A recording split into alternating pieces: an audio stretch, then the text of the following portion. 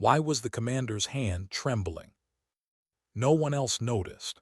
Not the recruits lined up on the range, squinting under Nevada's merciless sun. Not the junior officers standing stiff-backed with their clipboards, ticking off boxes in silent judgment. Not even the gnat-thick heat shimmering off the desert, making the concrete of Naval Air Station bleed into the horizon. But Mitchell noticed. She always noticed. Her left hand, the one holding the chipped coffee mug, gave a tiny tremor, barely a quiver, invisible to most, except she knew. And she also knew who else was watching. Sergeant Mike leaned against the ammunition bunker with a smirk that wasn't meant to hide. A Marine, here for cross-training, who had made it clear from day one that Navy instructors were soft, especially damaged ones. And Mitchell, lieutenant commander, 38 years old with 18 years of service, was damaged goods in his eyes. Commander Mitchell. The voice at her shoulder was young, sharp-edged with respect. Ensign James Collins, fresh out of the academy, creases still crisp on his uniform. His eyes carried none of cynicism, only that mix of eagerness and fear you saw in every new officer before life taught them where the scars really came from. The recruits are ready for the next phase of marksmanship training. Nodded, pushing away the tremor, walking toward the firing line. 20 recruits, 20 faces eager, terrified, completely unprepared for the reality of combat. They looked at her like she had the answers, and for a moment she hated that. She raised her voice, projecting over the desert wind. Today we cover the M16A4. This weapon will keep you alive if you respect it and kill you if you don't. Pay attention. The rifles clattered as the recruits adjusted their stances. She demonstrated grip, trigger discipline, sight alignment. Her voice carried command, steady and crisp. But when she lifted her own rifle, the left hand betrayed her again, a tremor like an echo of something she thought she'd buried. Caught it, his smirk widened. "Commander," he called, his tone stretched thin with fake respect. "Maybe you could demonstrate rapid fire. Show these sailors how real marksmanship looks." It wasn't a request. It was a gauntlet tossed in the dust. The silence of 20 recruits waiting, their eyes shifting nervously, told her she had no choice. She felt the tightness in her chest, the spike of her pulse. That familiar surge she hated, the one that came not before combat but before failure. She should have said no, but naval officers didn't back down in front of recruits. "Of course, Sergeant." Her fingers checked the chamber. Her hands felt sluggish, alien, as if the rifle wasn't part of her anymore. She fired, once, twice. By the third round, the recruits were exchanging glances. By the sixth, his grin had become a blade. "Interesting technique, Commander. Perhaps the Navy should consider lighter weapons, something more manageable for personnel with limitations." The words hung in the dry air, sharp as shrapnel. She didn't argue, didn't explain. She simply handed the rifle to Collins and walked away, the whispers of recruits following her like ghosts. But the desert wasn't what she saw anymore. Afghanistan, valley. The mountains stretched like jagged scars against a sky too blue to forgive. Mitchell, then Chief Petty Officer, SEAL Team 6, lay prone behind her M82A1, the .50 caliber rifle pressed against her shoulder like an extension of her body. Through the scope, Taliban fighters setting up a command post, believing themselves secure. Target confirmed, Sierra 1, authorization granted. She whispered copy, Phantom engaging. The name had never been hers to choose. They gave it to her, the American Phantom. After months of impossible shots that left commanders dead before their guards even heard the rifle crack, they feared her. They placed bounties. They spread whispers, never suspecting the ghost that stalked them through the mountains was a woman. Her breathing slowed. Her heart rate sank into that strange, sacred place between beats. She factored distance, wind, air temperature, the invisible math that separated legend from failure. Then she fired. The roared. A second later, 1,800 meters away, the Taliban commander fell before sound reached him. "Target down," her spotter confirmed. "That's 4 beyond 1500. Intel's calling you a ghost, Mitchell." Beside her, Master Chief Frank Martinez grinned, his weathered face etched by decades of war. Mentor, father figure, the one who had taught her to disappear into the dust and re-emerge as death itself. "That's why they'll never see you coming, kid," he said, gravel in his voice. "The best warriors are the ones the enemy never knows exist." She hadn't known then it would be their last mission together. 3 days later, an IED rewrote everything. The Nevada desert returned, hot and merciless as if nothing had changed, but's hand still trembled. Later, in the antiseptic calm of the base psychologist's office, Dr. Sarah adjusted her glasses and studied her with the kind of steady gaze Alex had learned to fear more than incoming fire. "You're distracted today." "I'm fine, doctor." Tilted her head. 6 months in, I hope we be past the I'm fine stage." Alex sighed. "The recruits, they're green, remind me of myself." Before, she flexed her left hand unconsciously. The scar across her palm glowed white, a thin reminder of shrapnel and fire. The hand pressed gently. "Sometimes it acts up." "Commander Mitchell, the file says your grip strength, nerve response, flexibility, all fully recovered. Your hand is healed." Leaned closer, her voice dropping. "The question is whether you are." Alex wanted to laugh, or scream, or maybe both. How could she explain? That being competent was its own trap. That when you were good at something, the world never stopped demanding more. That failing in front of others was somehow safer than proving yourself and being sent back into the fire. The doctor didn't push further. Instead, she dropped the word that made Alex's stomach tighten. "Admiral William arrives tomorrow. Inspections." Of course, the man who had built his career on politics, not combat, known for staff optimization, a euphemism for cutting anyone who didn't fit his image of perfection. "He has a reputation," said softly. "He'll be watching, they all will. Make sure they see the right version of you." That night Alex sat in her quarters with the clearance form had signed.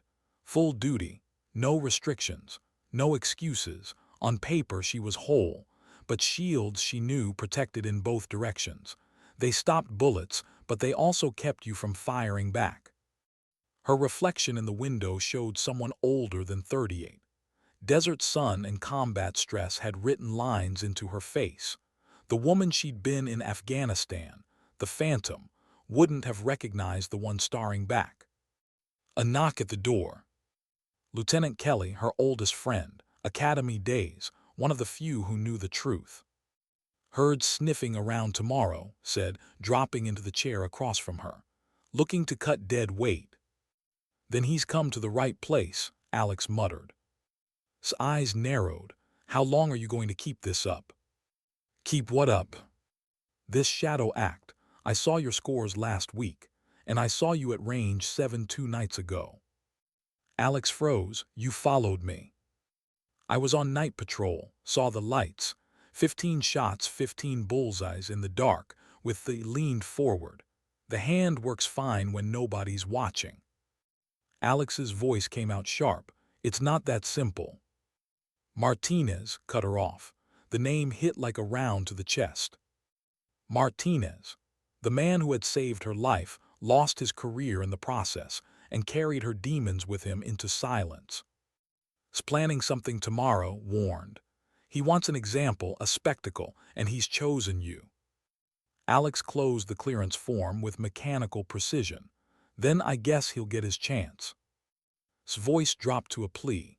The Alex I knew wouldn't let some desk admiral push her around. The Phantom wouldn't hide from her own shadow. Alex looked away. "That woman died in Afghanistan." "No," whispered at the door. "She's waiting for you to remember who you are." Outside, the Nevada night hummed with crickets. Tomorrow would come with the sun, and with it, reckoning. Why was the air so heavy that morning? The Nevada desert had no mercy, not even at 9 in the morning. Heat shimmered off the ground, warping the horizon into a mirage. Naval Air Station thrummed with nervous energy, the kind that comes before high-level inspections. Everyone was moving too quickly, standing too straight, talking too loud. Fear made people perform like that. Mitchell stood with the other instructors, sunglasses shielding her eyes as recruits pushed through combat drills. Their uniforms were already soaked through. Sweat stung their eyes, but they kept moving, because stopping meant weakness, and weakness was the last thing anyone wanted Admiral William to see. But the weight in Alex's chest had nothing to do with the sun. Life or death doesn't wait for you to figure out which end of the rifle to hold. His voice carried easily across the training yard. He was standing near the center, arms crossed, enjoying himself far too much. Alex called time, watching the recruits finish their reload drills. Collins fumbled his magazine change, frustration written across his face. He was young, raw, but at least he cared enough to be angry with himself. "Not bad for squids," said, his smirk audible even from 10 paces away. "Of course, in the Corps, we expect a little more speed." The words weren't for the recruits. They were for her, always for her. A few of the younger sailors glanced nervously between them, sensing the tension but not understanding the history. Had been laying the trap for days, and everyone could feel it tightening. "Your turn, Commander," called. His tone carried just enough forced respect to stay out of trouble. "Show these sailors how it's done, unless the hand's acting up again." The silence was suffocating. Every recruit, every instructor, even the technicians walking past stopped. The desert itself seemed to pause. This was the moment wanted, a public test, a chance to expose the myth of the Phantom as nothing more than a broken woman in uniform. Alex's throat tightened, but she picked up the M16 anyway. Her movements were automatic, chamber check, safety check, stance. But the moment she touched the trigger, her left hand betrayed her. The tremor, always worse when eyes were on her. "Standard tactical reload," she announced, voice steady though her insides felt like glass. "On my mark." The first magazine seated properly. The second fumbled. She had to reset, adjust. Seconds bled away, and with them her dignity. His grin grew wider with each wasted moment. When she finally finished, her time was double what it should have been. The kind of mistake that could cost lives in combat. "Interesting technique," said, loud enough for all to hear. "Guess some skills don't transfer." He let the pause linger. "Maybe the Navy should consider lighter weapons, something more manageable for personnel with limitations." A few recruits laughed, not cruelly, just nervously. Too green to know the weight of what they were doing. But the sound still cut deeper than any blade. Collins wasn't laughing. He was watching Alex with something more complicated in his eyes. Confusion, maybe, or suspicion. He was putting pieces together. "Dead weight," muttered, not quietly enough. And then arrived. He emerged from the admin building with his entourage like a man stepping onto a stage. Silver hair perfect, uniform razor-sharp, medals heavy across his chest. He looked every inch the decorated officer. But Alex knew better. He'd never heard a shot fired in anger. He was a creature of politics, and politics was deadlier than any bullet. "Problem here, Sergeant?" asked, his voice smooth, already knowing the answer. "No, sir," said, snapping to attention with exaggerated sharpness. "Just demonstrating proper technique. The commander was showing us some alternative methods." Smile was thin, almost invisible. "I see, carry on." He didn't need to say more. His eyes flicked across the range, taking in the silence, the recruits, Alex standing with a weapon that suddenly felt heavier than ever. His expression was cool, but in his reflection on the admin building's window, she saw it, the look of a man whose suspicions had just been confirmed. Tomorrow's demonstration would not be about training. It would be a public execution. That night base settled into its nocturnal rhythm. Lights out, security rotations, the desert stretching cold and empty under 1,000 stars. But Alex wasn't sleeping. At 2300 hours, she signed out her personal favorite, a M82A1 50 caliber, officially for advanced training. Unofficially, it was the only thing that still felt like home. She slung it over her shoulder and walked to Range 7, the longest, most isolated shooting lane on base. She set up 6 targets at distances between 400 and 1,200 meters. Static, moving, partially obscured. The kind of shots that didn't just test skill, they tested truth. The settled against her shoulder, heavy, familiar. And something changed. The tremor that had humiliated her in the daylight disappeared in the dark. Her breathing slowed. Her heart rate dropped. The world narrowed to the scope and the steel waiting to be shattered. The first shot rang out and the 400-meter target collapsed in sparks. The second, 600 meters, swinging in the breeze, sent her mass. Third, fourth, fifth. Each one fell with surgical precision. The sixth was the hardest. 1,200 meters, half hidden, barely visible even with night optics. She waited, calculated wind, drift, elevation, felt the heartbeat pause Martinez had drilled into her years ago. The roared and the target shattered. Damn, Alex. She spun, rifle raised before lowering it. Stood 20 meters behind her, the green glow of night vision painting her face. How long have you been watching? Long enough. Walked closer, admiration in her voice. That wasn't just good, that was competition level, Olympic level. Just keeping sharp, Alex muttered, breaking down the rifle, movements automatic after years of habit. You've been sandbagging, said flatly, deliberately failing in front of people. Why? Because admitting she could still shoot meant admitting the tremor wasn't physical. Because failure was safer than excellence. Because being dismissed was easier than being sent back into the field. The hand, Alex began. The hand is fine when nobody's watching. Cut her off, voice sharp. I've been keeping an eye on you. You move like a shooter, think like a shooter. But the second there's an audience, you fold. This isn't about your hand. This is about Martinez. The name dropped between them like a mortar. Alex froze, her mentor, her father figure, the man who had taught her everything and whose career had been sacrificed to save her. Planning something tomorrow, continued. He wants a spectacle, and you're the target. Alex finished packing the into its case, her movements deliberate, mechanical. Then let him try. Caught her arm. Don't you dare give him the satisfaction. The Alex Mitchell I knew wouldn't take this lying down. The phantom wouldn't hide. That woman died in Afghanistan. No, said, eyes hard. She's just waiting for you to remember who you are. They walked back toward the barracks in silence, the night air sharp against their skin. Alex said nothing, but her mind replayed the 6 perfect shots, the calm of being in the zone, the quiet certainty of mastery. For the first time in months, she wondered if maybe was right. Maybe the phantom wasn't gone. Maybe she was just waiting for the right moment. And tomorrow, under the burning Nevada sun, that moment was coming. Why did it feel like walking to the gallows? By 900, base was buzzing. The kind of electric energy that runs through every hallway, every firing range, every parade ground when brass comes to watch.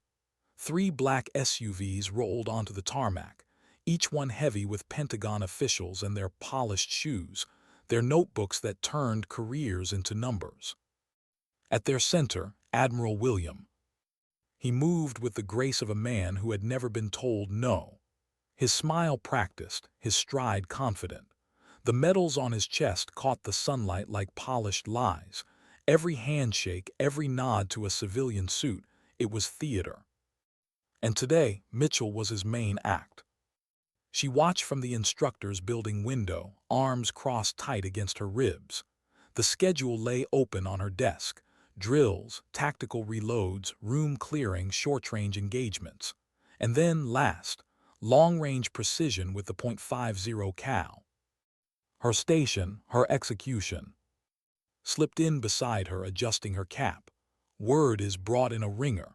Lieutenant Commander Jackson, former Marine sniper, now trains cadets at Annapolis. Perfect, let her fail, then let Jackson shine. The script wrote itself.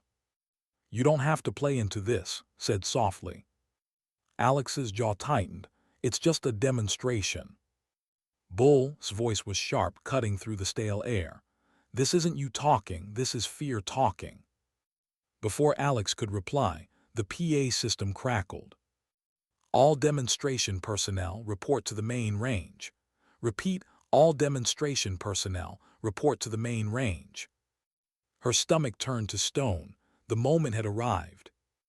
The firing range had been transformed overnight into a showcase.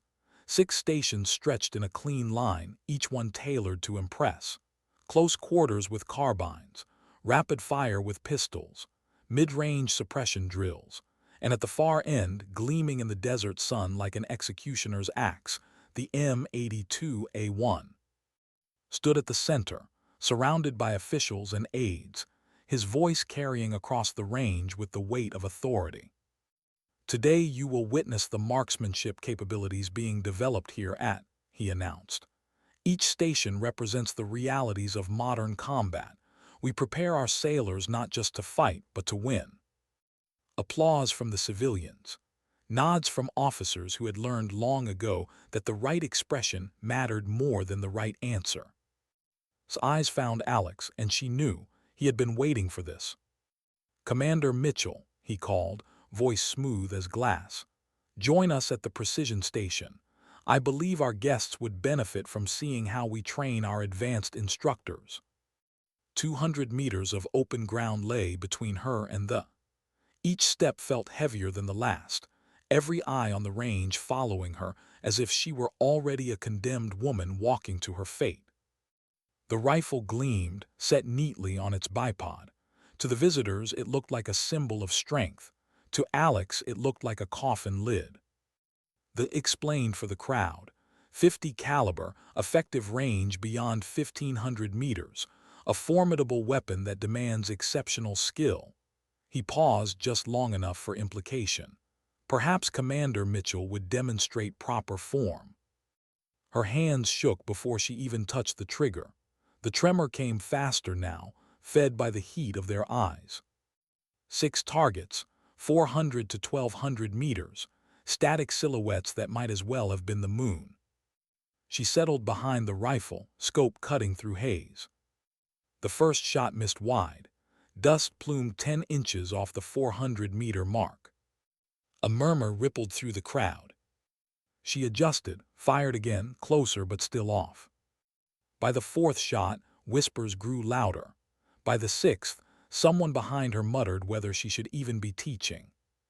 Perhaps a malfunction, suggested, voice dripping false concern. These weapons require constant maintenance. Maybe the scope is misaligned.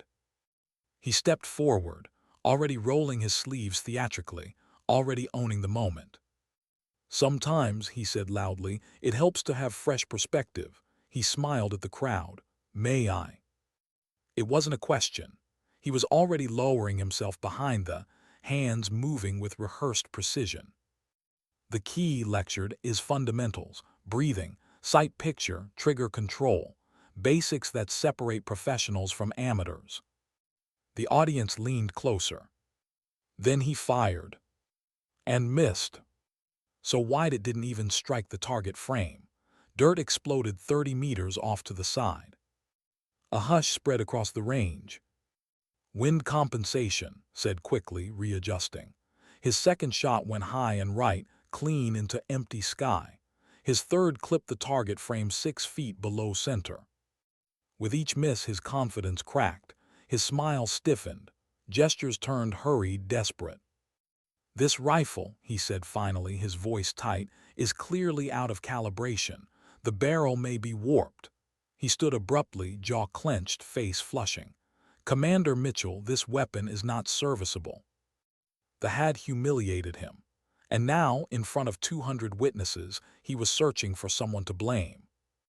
That was when something in Alex snapped. Not anger. Anger was dangerous, uncontrolled. This was colder, cleaner. "Sir," she said quietly, stepping forward, "I'd like my rifle back." The desert air froze. His head turned slowly, his eyes narrowing. Around them, every soldier, every official, every aide went silent. "Excuse me." "My rifle," she repeated, her voice calm, controlled, absolute. "Please." For a heartbeat, she thought he would refuse.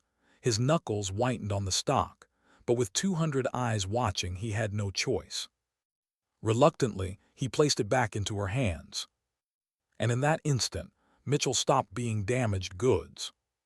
The rifle settled into her arms like an old friend. Weight, balance, scope, all perfect. For months she had lived like a shadow, shrinking under doubt.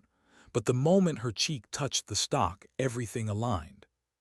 She was no longer hiding. She was no longer afraid. She was the phantom. Breathe, aim, squeeze. The first shot obliterated the 400-meter target. Without pause, she shifted, fired again. 600 meters down, 800 gone, 1,000, 1,100, 1,200. Each one fell, steel shattering in the heat. The cycle like it had been waiting for her. 6 shots, 6 kills, 90 seconds. When she rose from the rifle, the silence was thunderous. His face had gone pale. The Pentagon visitors leaned forward, wide-eyed. Collins stared at her like she had just raised the dead. For the first time in months, Mitchell felt whole again. The phantom had returned. Why did no one speak? The 6 shattered targets still smoked in the desert heat, fragments scattered across the sand like bones. The rested on its bipod, spent casings glinting in the sun, but all anyone could hear was silence. 200 people had just watched Mitchell, written off, doubted, dismissed, reveal herself. 6 shots, 6 kills. She had done what could not. And he knew it. The admiral's jaw flexed, eyes locked on her as though willing her back into the shadows. His pride had been torn apart in front of his audience, and men like William did not forgive humiliation. "Impressive," he said at last, voice clipped, forced. "Of course, accuracy at distance is only one part of modern warfare. Combat requires adaptability, movement, pressure." He gestured toward the staff sergeant setting up new targets. Circular plates mounted on rails, sliding unpredictably left and right, speeding forward, jerking backward. A nightmare even for seasoned snipers. "Moving silhouettes," continued. "A true test of reflex and control. Let's see how Commander Mitchell performs under stress." There it was, his counterstroke. If he couldn't erase her performance, he would drown it, turn her triumph into another stage for doubt. She felt every eye turn to her again, tensed at her side. Collins shifted nervously, like he wanted to speak but didn't dare. Alex kept her gaze forward. "Very well, sir," she said, her voice calm though her pulse raced. The crew loaded 6 fresh targets into the track system. They waited at staggered ranges, hidden behind sandbags, ready to dart into motion the second the whistle blew.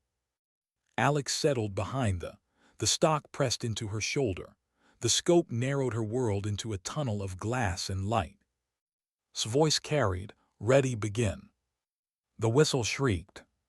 The first silhouette shot left, fast, too fast for most. But Alex had already adjusted, squeezing between breaths. The target collapsed with a metallic scream. The second darted right. She tracked smoothly, fired, and the plate spun into the dirt. The third surged forward, doubling its speed. She exhaled, held, and fired at the instant of stillness between jerks. Steel burst. By the fourth, the murmurs had begun again, not disbelief this time, but awe. The recruits leaned forward, wide-eyed. The Pentagon officials scribbled furiously in their notebooks. Even, who had mocked her tremor just yesterday, had gone pale.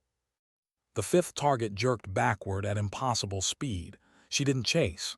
She waited, predicted, led the movement, then squeezed. Perfect. Only one left, the hardest. 1,200 meters darting side to side with erratic rhythm. Sweat stung her eyes. She blinked it away, adjusted, found the beat inside the chaos. "Breathe, Alex," she heard Martinez's voice in her memory. "The target always reveals itself. Wait for it." She waited. The silhouette hesitated for half a second in the wind. The roared. The final target shattered into dust. 6 for 6, moving silhouettes, at ranges most shooters couldn't even dream of. Alex lifted her head slowly, breath steady, face calm. But inside, her heart pounded with a storm she hadn't felt in years. His hands clenched behind his back. His smile had frozen, cracking at the edges. He had tried to bury her, and instead she had buried his reputation. "Commander Mitchell," he said finally, voice brittle. "Excellent demonstration." But as the crowd erupted into applause, he stepped closer, his words for her alone. "You don't belong here. You think this little show changes anything.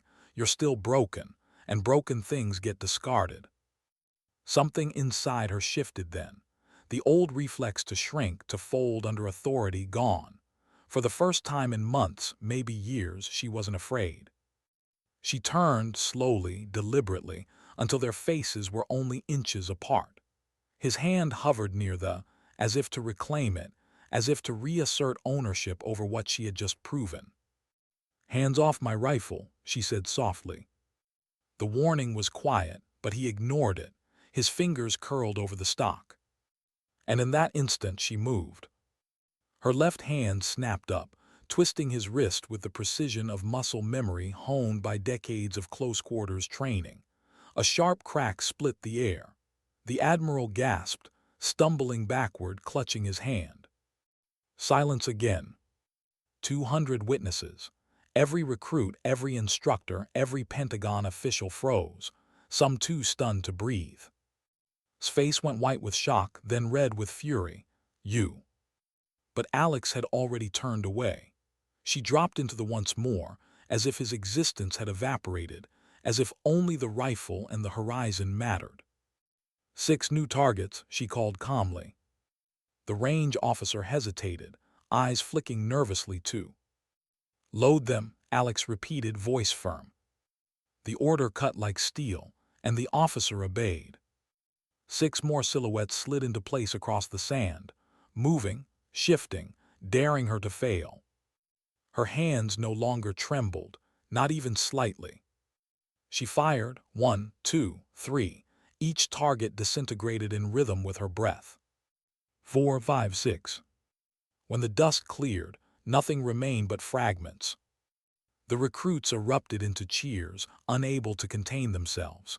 For them, it wasn't about protocol or politics. It was about witnessing something unforgettable. Strength reclaimed, fear destroyed. Staggered back, cradling his broken hand, his voice strangled. This isn't over." But Alex didn't look at him, didn't need to. Because in that moment she knew, the phantom wasn't dead. She was alive, and the world had just seen her return. Why did the silence feel louder than gunfire? The range was still vibrating from the echo of her last shot, the dust just settling over broken targets. The recruits' cheers had burned themselves out, replaced by a heavy hush that hung over everyone. Even the Nevada wind seemed to stop. Admiral stood 10 feet away, his right hand cradled in his left, the unnatural angle of his fingers betraying what had just happened. A crack heard by 200 witnesses, a moment no one could unsee. And Mitchell, she simply rose from brushed the dust off her uniform, and walked toward the shade of the observation tent as if nothing had happened. Tried to recover, his voice thin, forced. "That concludes today's demonstration. Thank you for your attention. We'll reconvene for after-action reports." But no one was looking at him anymore. Every gaze followed her. Intercepted halfway across the range, her eyes wide. "Alex, what the hell did you just do?" Alex kept walking. "I told him not to touch my rifle." "That's not an answer," grabbed her elbow, lowering her voice. "You broke the hand of an admiral in front of the Pentagon. Do you have any idea what this means?" "Yes," Alex said flatly. "It means he underestimated me." Collins appeared then, flushed with adrenaline, his voice unsteady. "Ma'am, I've never seen shooting like that, ever. They'll be talking about this for years." "Don't talk about it," Alex cut him off sharply. "Not to anyone, do you understand?" The young officer hesitated, then nodded, but the awe in his eyes didn't fade. By the time the sun dipped behind the desert mountains, the whispers had spread across the base like wildfire. Sailors repeated the story with wide gestures and hushed tones. 6 moving targets, 90 seconds, the admiral's hand. The Phantom was no longer a ghost. She was flesh and blood again. But inside her quarters, Alex felt none of the triumph the others saw. She sat on the edge of her bunk, staring at her hands, perfectly steady now, as if the tremor had never existed, yet the weight in her chest was heavier than ever. A knock at the door. When she opened it, 2 shore patrol officers stood waiting. "Commander Mitchell, Admiral requests your presence, immediately." Of course. They escorted her to the administration building, down sterile hallways that smelled faintly of floor wax and fear. The conference room door was already open. Inside, his hand bandaged, his eyes cold. Around the table sat 3 Pentagon officials, their notebooks closed, their faces unreadable. "Commander Mitchell," began, his voice tight but controlled, "take a seat." She did not sit. The silence stretched. Finally, one of the civilians spoke, a woman in a gray suit with sharp features. "We witnessed quite a performance today. 6 targets, all moving, all destroyed in record time." Another official, an older man with glasses, leaned forward. "Your marksmanship is extraordinary. Frankly, beyond extraordinary. If your hand was injured, it clearly doesn't impair your ability." His jaw clenched. Her behavior was insubordinate, reckless. Assaulting a superior officer is grounds for immediate dismissal. The woman in gray raised an eyebrow. "Admiral, with respect, you placed your hand on her weapon without clearance in front of an audience. By protocol, she was within her rights to assert control. The rifle is hers when she's at station." "She broke my hand," snapped. "She gave you a warning," Alex said quietly, finally speaking. "You chose not to listen." The silence that followed was suffocating. The man with glasses broke it. "Commander, you understand what this means. Your skill places you in a category the Pentagon cannot ignore. There are operations, classified, sensitive, that require exactly what you demonstrated today." Leaned forward, seizing the chance. "She is unstable, hiding behind old war stories, a liability." The woman in gray cut him off. "Or she's the only one here who's proven she can do the impossible." Alex felt their eyes on her, heavy, expectant. They weren't asking, they were deciding, and bandaged hand or not still had power in the shadows. "I'm not here to audition," she said finally, her voice steady but her insides twisting. The woman in gray smiled faintly. "That's the thing about ghosts, Commander, they don't audition, they're summoned." The meeting ended with no verdict. Sglair promised war. The officials' polite nods promised something worse, use. When she returned to her quarters, was waiting outside. "Well, they want to own me," Alex muttered. "And he wants me gone." Followed her inside, closing the door. "So what do you want?" That was the question she couldn't answer. For months she had lived in the shadows, pretending the Phantom was gone. But today had ripped that illusion away. The Phantom was alive, and everyone had seen her. Alex stopped, the words caught in her throat. "I want it to mean something, not just shooting targets, not just proving wrong." Nodded slowly. "Then make it mean something. Don't let him write the story, write your own." That night sleep didn't come, memories did. Afghanistan, the crack of it echoing through the valley, Martinez's voice on the comms. "That's why they'll never see you coming, kid." Then the explosion, the IED, fire and smoke and silence, Martinez gone, her hand mangled, the Phantom buried. She sat up in the dark, staring at the rifle case leaning against her wall, the only thing that had ever made sense. Tomorrow, she knew, would strike back, maybe quietly, maybe openly, but he would. And when he did, she had to decide, stay in the shadows or step fully into the light. For the first time in years, Mitchell wasn't trembling. But she was afraid. Afraid of herself, afraid of what the Phantom still wanted, and afraid that this time there would be no going back. Why was the base suddenly colder? The Nevada sun still burned, the desert still shimmered, but inside something had shifted. Doors that had been open now closed when Mitchell walked past. Conversations ended the moment she entered a room. Even the recruits, who had cheered her the day before, looked at her now with a strange mixture of awe and fear. Admiral's hand was bandaged, but his power was. And he was using it. 2 days after the demonstration, Alex received notice. She was under formal review. Excessive force against a superior officer. Demonstrated instability.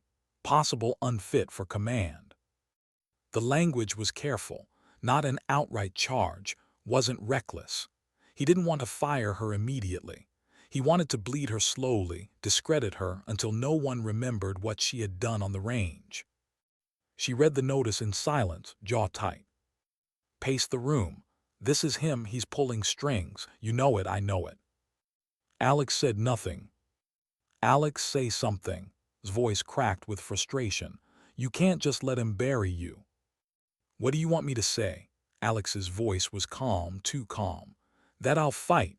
That I'll go toe-to-toe with an admiral who's been playing politics longer than I've been alive. He controls the board. I'm just a piece. Shook her head. You're not a piece. You're the one thing he can't control, and that scares him. Before Alex could reply, there was a knock at the door. Collins stepped in, looking nervous, clutching a folder. Ma'am, you should see this.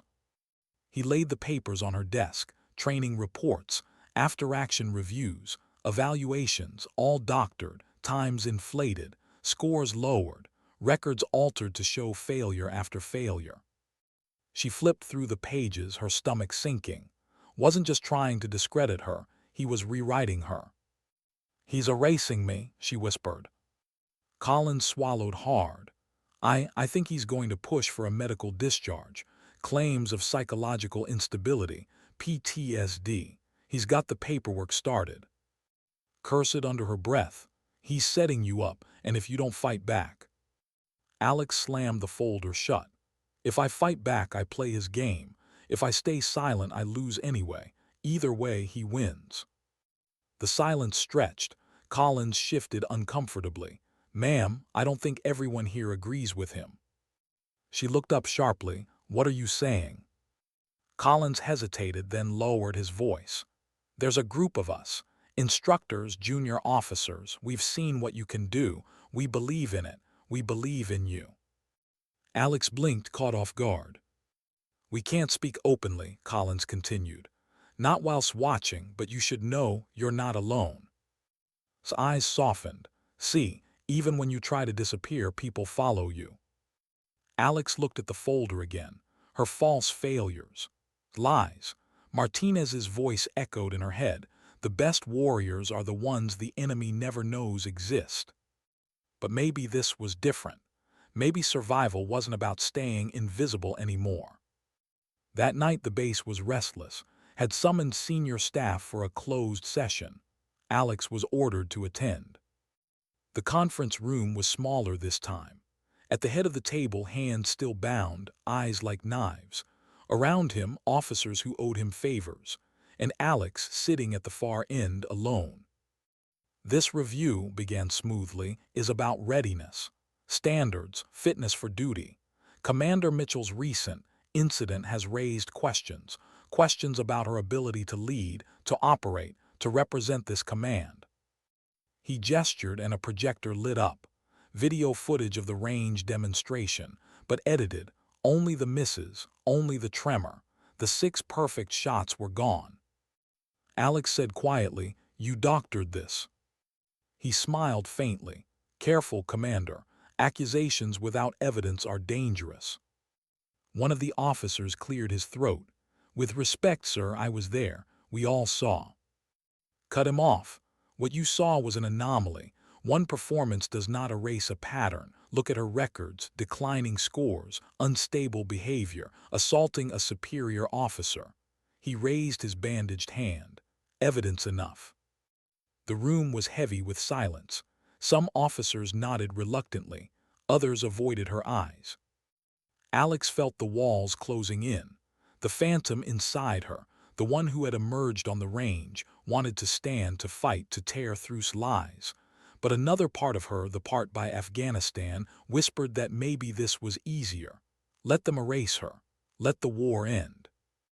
Then's voice cut through the fog. Calm, steady.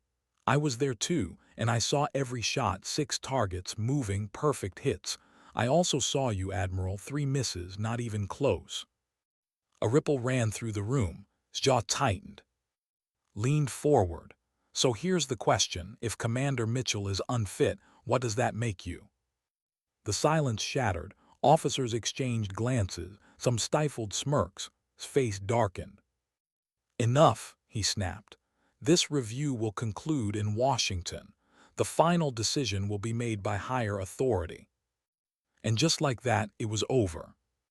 Back in her quarters, Alex sat in the dark, head in her hands. Stood by the window, silent, waiting. Finally, Alex spoke. "He's going to destroy me. Doesn't matter what I did, doesn't matter what they saw.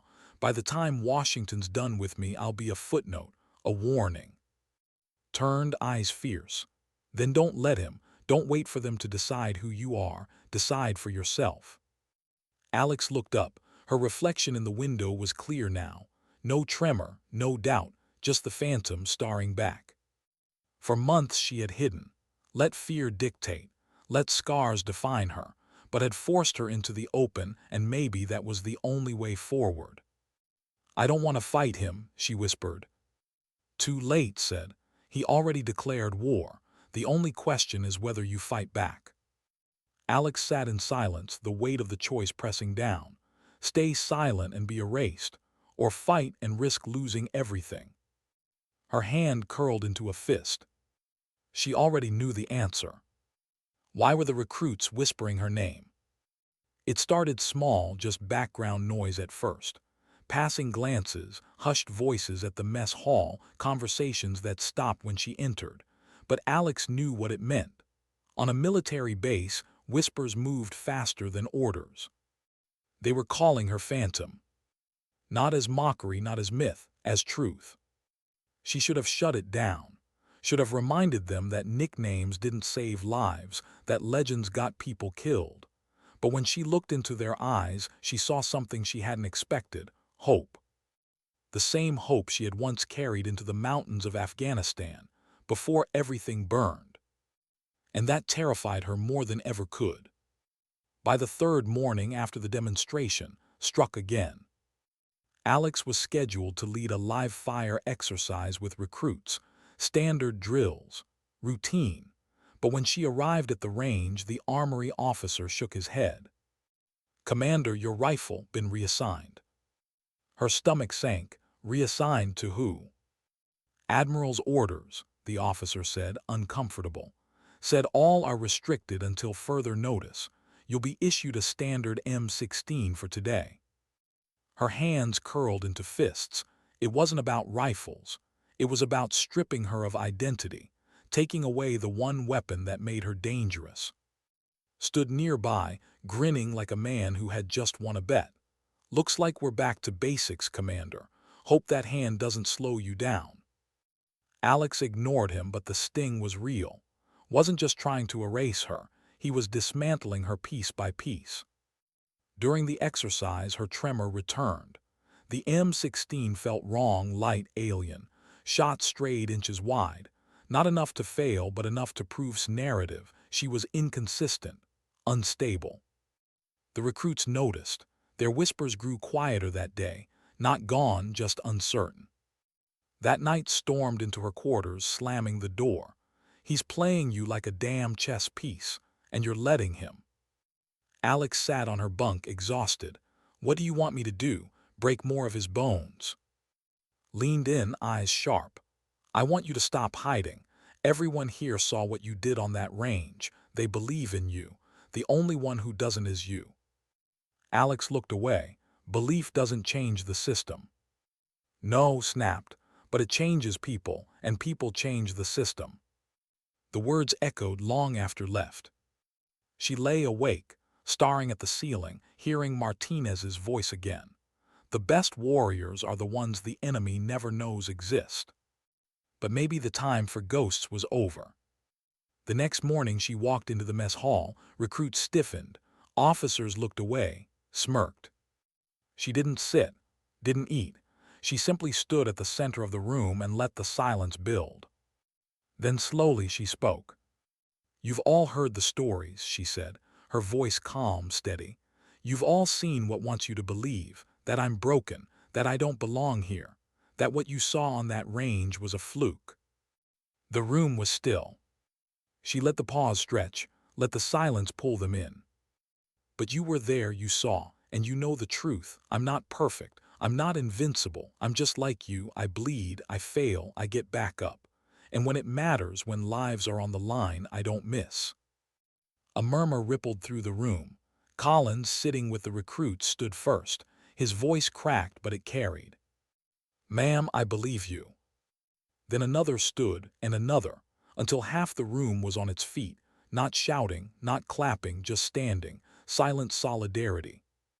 Sneered, "What is this, some kind of mutiny?" "No," Alex said softly, turning toward him. "This is truth, something you wouldn't understand." That afternoon summoned her. His office was immaculate, every detail placed with precision, like a stage designed to intimidate. He stood behind his desk, his bandaged hand resting on a stack of files. "You think this ends with recruits standing in a cafeteria?" His voice was low, venomous. "You humiliated me once. Never again. I will bury you so deep no one remembers your name." Alex met his gaze without flinching. "You already tried, and I'm still here." His eyes narrowed. "Careful, Commander. Pride destroys faster than bullets." She leaned forward, her voice dropping to a whisper. "And fear destroys faster than both. That's why you'll never beat me." For the first time she saw it. A flicker in his eyes, not anger, not rage, fear. When she left, his office was waiting. Well. Alex exhaled, shoulders heavy. "He's coming for me, harder than ever." Studied her, and you. Alex looked out at the desert, the horizon burning red in the sunset. "I'm done hiding," she said. That night she returned to Range 7. Alone. No orders, no witnesses. She set up 6 targets, each farther than the last. The wasn't there had locked them away. So she used what she had, an M16, underpowered, limited, wrong for the job. And yet, she breath-focused, fired. At 400 meters the first target fell. At 600 the second. At 800 the third. The shots weren't perfect, but they were hers. By the time the 6th target dropped, her shoulder ached, her hand trembled, but her heart was steady. It wasn't about the rifle. It never had been. It was about her. And tomorrow, she knew, would push harder. Maybe too hard. Maybe to the point where one of them wouldn't walk away. But for the first time in years, Mitchell wasn't afraid of the fight. She was ready for it. Why was the base so quiet that morning? Usually hummed with noise, boots on concrete, engines rumbling, the endless grind of training. But on that day, silence hung like fog. Mitchell knew why, was moving. At 700 she received official notice, immediate suspension of duty, pending discharge, unfit for continued service. The words were printed neat, cold, final. She folded the paper once, twice, slipped it into her pocket. Stormed into her quarters. "This is it, he's pulling the trigger." "I know." "Then fight him." Alex shook her head slowly. "Fighting him means playing by his rules, and he wrote the rule book." His eyes burned. "So what? Walk away, let him erase you after everything?" Alex stood, adjusting her uniform. "Not walk away. Show him that erasing me isn't possible. The mess hall was crowded when she entered. Recruits, instructors, junior officers had chosen his stage well, public humiliation, a final blow. He stood at the front, his bandaged hand resting on the podium like a trophy.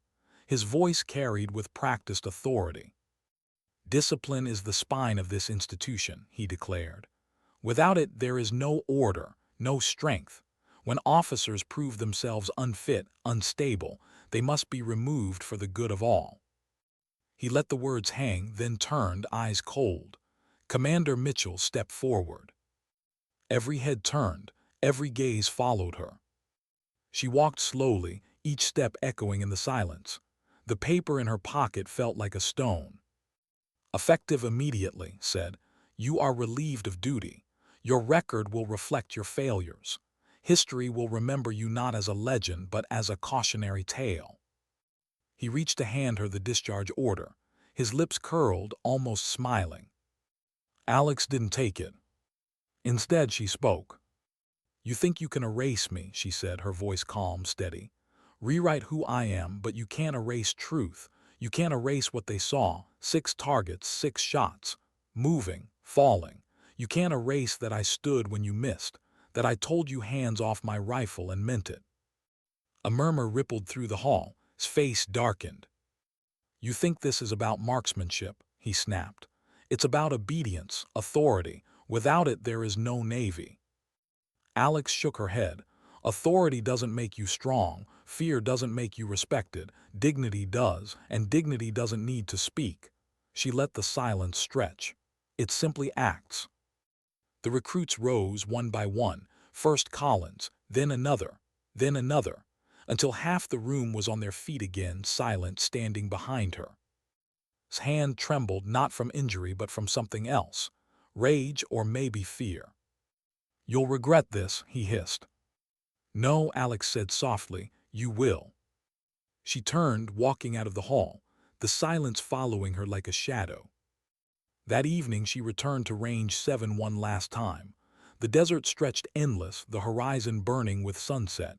She set up 6 targets, static, simple. There was still locked away, she didn't care. The M16 would do. She breathed, fired 6 shots, 6 hits. Not perfect, not clean, but hers. When the echoes faded, she lowered the rifle and stood in the quiet. Might win on paper. Washington might rubber stamp his lies. Her record might be smeared, her name dragged through shadows. But she knew, and they knew. The Phantom lived. Not in myths, not in whispers, in truth, in action, in the steady hands that did not tremble when it mattered most. She closed her eyes, hearing Martinez's voice again. "The best warriors are the ones the enemy never knows exist." But maybe sometimes, just sometimes, the enemy needed to see. She shouldered the rifle, walking back into the fading light. And though the world might never honor her, she no longer needed it to. Because she had remembered who she was. And that was enough.